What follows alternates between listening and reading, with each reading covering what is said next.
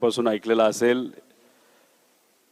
पुढे काय आता नीटचा पेपर महाराष्ट्रातून लीक झाला हे आपल्या सगळ्यांना माहितीच आहे. त्याच्यात सीबीआय इन्क्वायरी झाली, बरेच काही लोकांना ताब्यात घेतलं. त्यानंतर टीटचा पेपर काही महिन्यांपूर्वी लीक झाला. आता ड्रग्ज इन्स्पेक्टरचा पेपर लीक झाल्याची माहिती समोर येत आहे, जी मी आपल्या सर्वांसमोर मांडेल. आता सगळा काळा अध्याय पेपर फुटीचा महाराष्ट्राचा म्हणजे 2026ला टीईटीचा 27 जून 2026ला पेपर लीक झाला. नीटचा आपल्याला माहिती, SRPF मध्ये 2026 मध्ये झाला. SEC केमिस्ट्री 24ला जलसंधारणचा फुटला. त्यानंतर सार्वजनिक बांधकाम विभाग 23ला. त्यानंतर कोतवाल भरती म्हणजे कोतवाल भरतीचा पेपर सुद्धा महाराष्ट्रात दुर्दैवाने त्या ठिकाणी लीक होतो. त्यानंतर महाजनको तलाठी भरती, पुढे तर मी डिटेलमध्ये याच्यामध्ये जाणारच आहे. वन संरक्षण, मुंबई उच्च न्यायालय व्यक्तिगत सहाय्यक, म्हणजे ह्या सगळा म्हणजे हा काळा अध्याय आहे. कारण का गरिबाची मुलं परीक्षेसाठी खूप मनापासून परिश्रम घेतात, पण पैसे देऊन आणि फक्त आपल्या विचाराची लोक सिस्टममध्ये जावं यासाठी वेगळ्या पद्धतीचं इथं एक जाळं काही लोकांनी केलंय महाराष्ट्रामध्ये, असं कुठेतरी आपल्याला जाणवतं. आता मी तुम्हा सर्वांना FDAच्या अंतर्गत औषध निरीक्षक याचा जो पेपर फुटला होता याच्याबद्दल काही गोष्टी सांगणार आहे. एकतर औषध निरीक्षकचं काम काय असतं आपल्या सगळ्यांना माहिती. FDAच्या अंतर्गत चांगला प्रामाणिक अधिकारी असेल, तुकाराम मुंडेंचं काम तुम्हाला सगळ्यांना माहिती, अतिशय चांगल्या पद्धतीचं काम ते सुरू केलेलं आहे. पण ते वरच्या लेवलचे झाले. त्यांच्या खाली जर अधिकारी चांगला असेल तर तो चांगलंच काम करू शकतो. पण जर पैसे देऊन एखादा पेपर विकत घेऊन पैसे देऊन जर एखादा औषध निरीक्षक झालेला अधिकारी असेल तर एक तर तो पैसे वसूल करायचं पहिलं बघेल. त्यानंतर मग तिथं ज्या पद्धतीचं काम केलं गेलं पाहिजे ते त्याकडनं होणार नाही.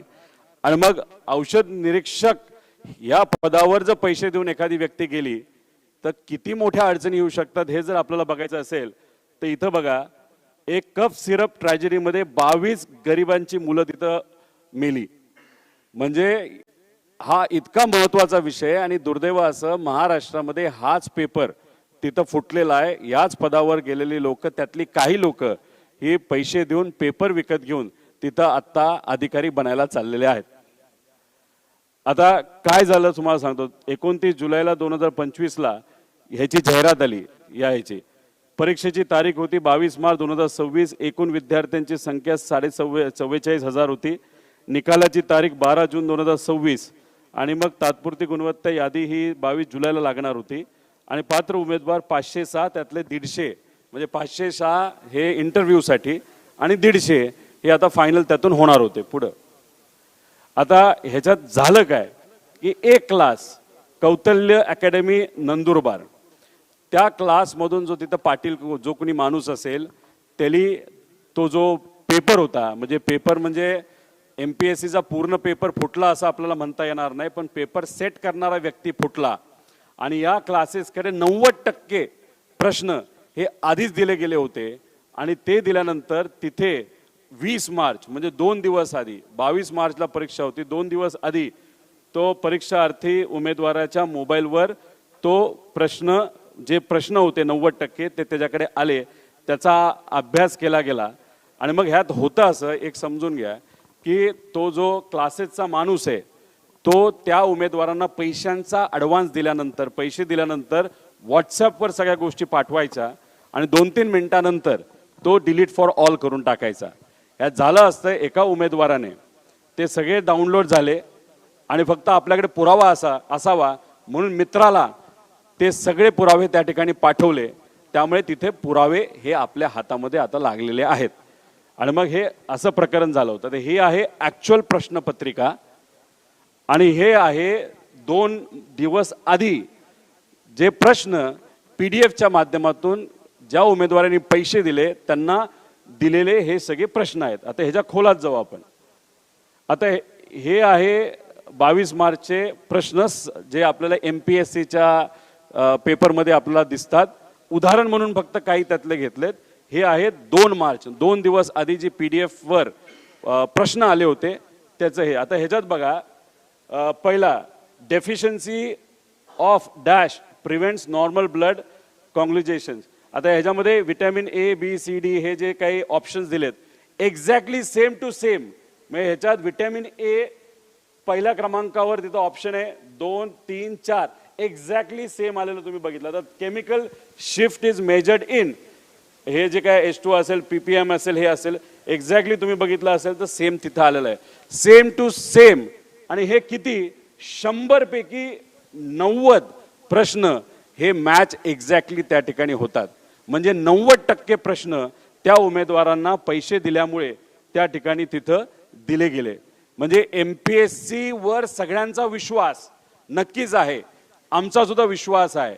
पण नीट परीक्षेमध्ये जसं पेपर सेट करणारा व्यक्ती फुटला तसंच MPSC मध्ये सुद्धा पेपर जो सेट करणारा पेपर लिहिणारा जो व्यक्ती होतो तो फुटला. आता त्याच्या मागे म्हणजे मी तुम्हाला क्लासेसचं नाव दिलं पण याचा प्रमुख आका कोण आहे हे आपल्या सर्वांना त्या ठिकाणी शोधायचंय. हे वरपर्यंत जातं जे कुठपर्यंत जातं याचा अभ्यास व्हावा अशी आमच्या सगळ्यांची मागणी आहे. पुढे आता ह्याच्यामध्ये हे असे व्हॉट्सॲपवर पाठवण्यात आलं होतं. हे कधी पाठवलं तर 20 मार्च म्हणजे 2 दिवस आधी. त्याच्यामध्ये काय काय लिहिलंय मी थोडक्यात सांगतो. हा क्वेश्चन सेट दिलेला असतो तो आहे.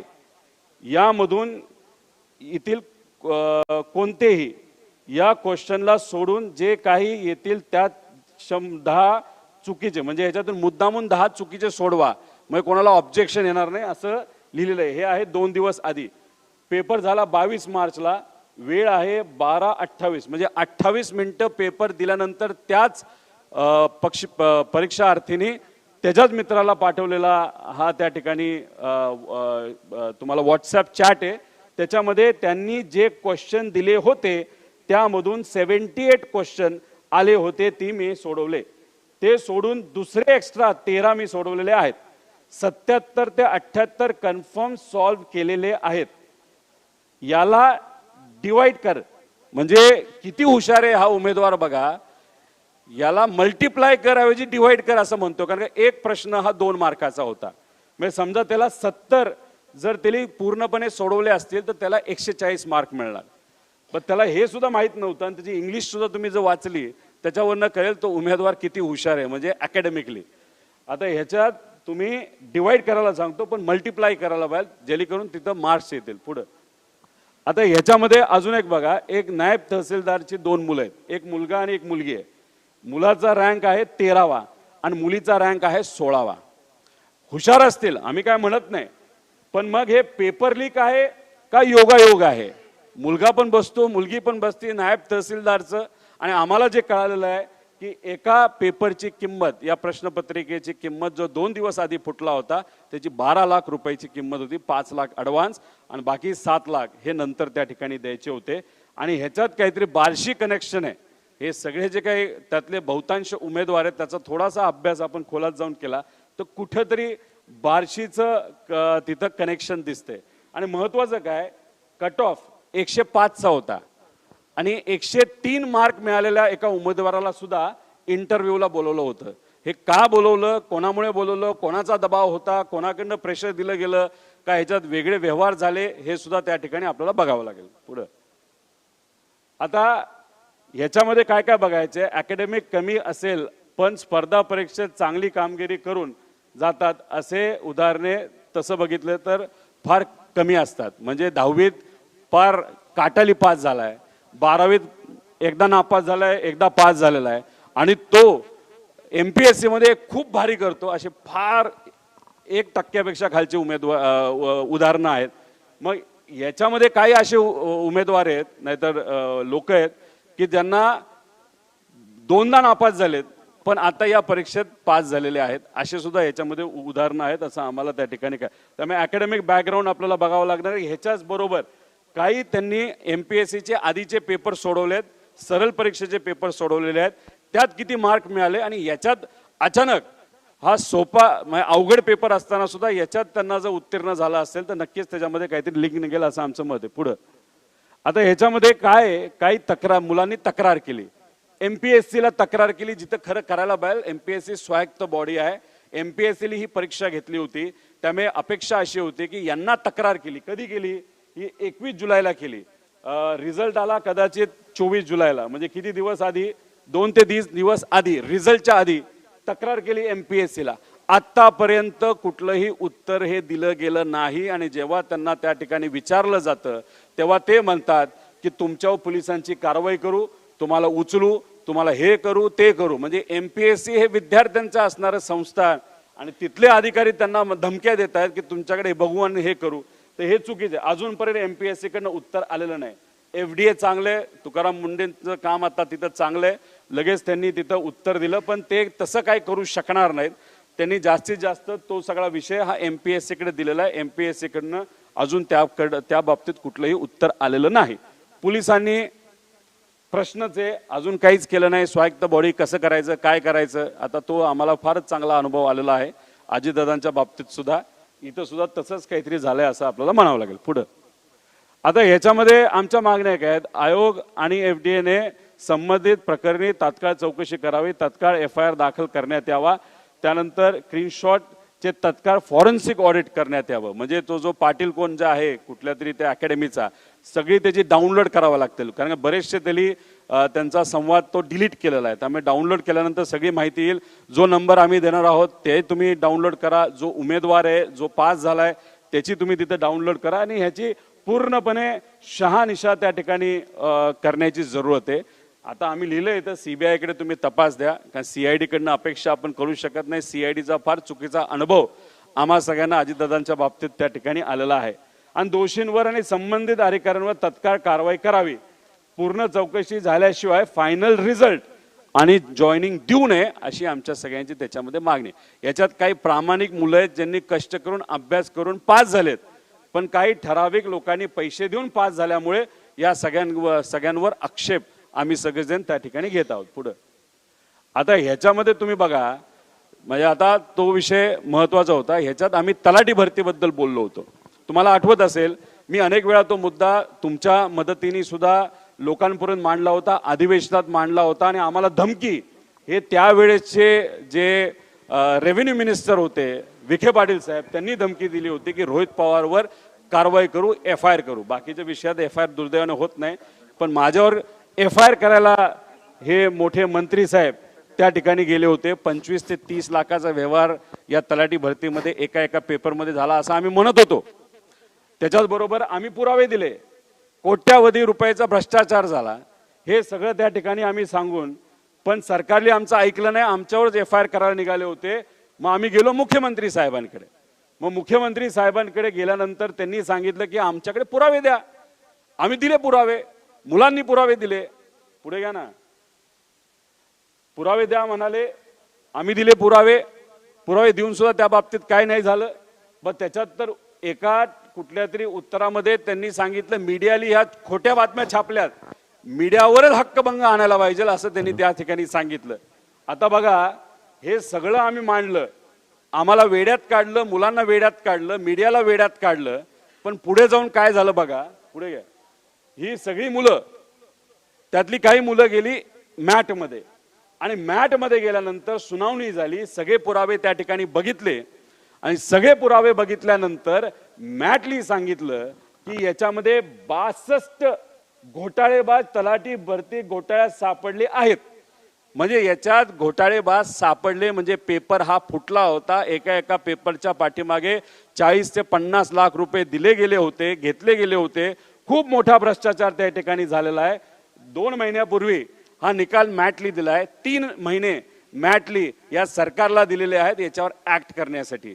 आणि त्यांनी हेही सांगितलं 62 पर्यंत हा विषय थांबणार नाही, याच्यापेक्षा जास्त आकडे असू शकतात, हे मॅटली सांगितलेलं आहे. मग मॅटली सांगितलं. आता पुरावा आम्ही देऊन तुम्ही मान्य करत नव्हता. आता फडणवीस साहेबांना आम्ही विचारतो, घ्या पुरावा आणि काय करता तुम्ही सांगा. ऑगस्ट एंड पर्यंत तुम्हाला या बाबतीतलं उत्तर द्यायचंय. जर ऑगस्ट एंड पर्यंत या बाबतीतलं उत्तर या सरकारच्या माध्यमातून जर दिलं गेलं नाही तर या सरकारला हे महागात पडेल. 10 लाख विद्यार्थी या परीक्षा त्या ठिकाणी देतात. हे 10 लाख विद्यार्थी रस्त्यावर आल्याशिवाय राहणार नाही. ऑगस्ट अखेरपर्यंत काय हे इन्व्हेस्टिगेशन करतात हे आम्ही सर्वजण तिथं बघणार आहोत. आणि थातूर मातूर इन्व्हेस्टिगेशन जर केलं गेलं, जसं थातूर मातूर उत्तर आम्हाला अधिवेशनामध्ये दिलं गेलं, मीडियामध्ये या सर्व नेत्यांनी त्या ठिकाणी दिलं गेलं, असं थातूरमातूर इन्व्हेस्टिगेशन या बाबतीत झालं तर मग हे या सरकारला महागात पडेल. जे कोणी लोक जबाबदार आहेत आणि खास करून आमची ही मागणी असू शकते की मंत्री जे त्यावेळेसचे होते विखे पाटील साहेब यांनी आमच्यावर FIR करण्याचा त्या ठिकाणी विषय मांडला होता. आता हे सगळे पुरावे मॅट लिस्ट त्या ठिकाणी जर दिले असतील तर मग त्यांचा राजीनामा आज घ्यायला काय हरकत आहे, नाही तर त्यांच्यावर FIR करायला काय हरकत आहे, असं आमच्या सगळ्यांचं या विषयाच्या बाबतीत मत आहे.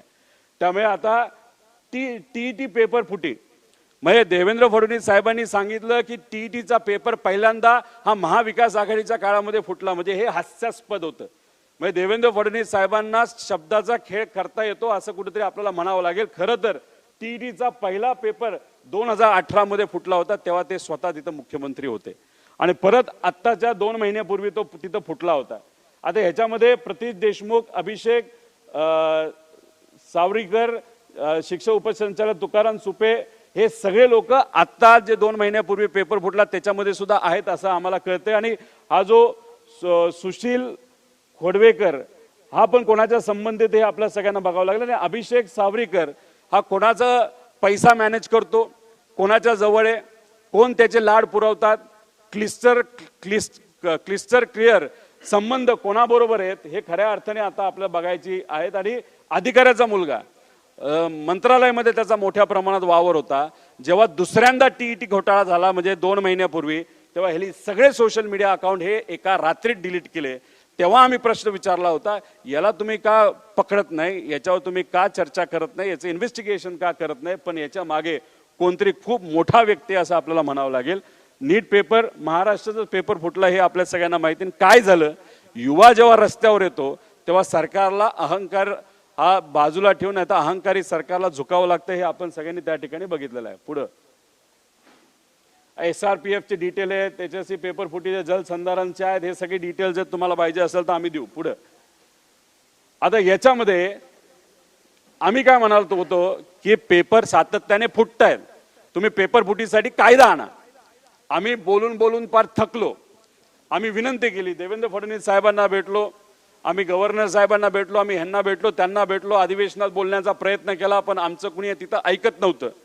आणि मग शेवटी जे आपल्या देशाचे प्रेसिडेंट आहेत त्यांनी एक अध्यादेश काढला की आता या देशामध्ये पेपर फुटीवर कायदा आला पाहिजे. आणि त्यानंतर आपल्या सरकारने एक थातूरमातूर कायदा आणला, त्याचं आम्ही स्वागत केलं. पण त्याच्यामध्ये बदल व्हावेत अशी आमची मागणी होती. कारण इतर राज्यातले लोक सुद्धा याच्यामध्ये असल्यामुळे त्याच्यात काही त्रुटी होत्या, त्या भरून काढण्यासाठी आम्ही त्यांना विनंती करत होतो. त्यासाठी आम्ही म्हणजे मी स्वतः प्रायव्हेट बिल आणलं होतं.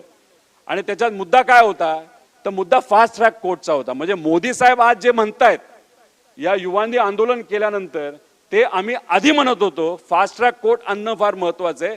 पण अजूनपर्यंत आमचं प्रायव्हेट बिल प्रत्येक अधिवेशनामध्ये मांडलं जातं, पण त्याच्यावर दुर्दैवाने आम्हाला चर्चा करून दिली जात नाही. का? कारण का सगळ्यात जास्त पेपर कधी फुटले असतील जेव्हा भाजपचं सरकार आहे तेव्हा फुटलेत. आणि आज सुद्धा भाजप महायुतीचं सरकार असल्यामुळे त्यांना कुठल्याही परिस्थितीमध्ये ही जी काय जाळं त्यांनी विणलेलं आहे त्याच्यातून भ्रष्टाचार केला जातो.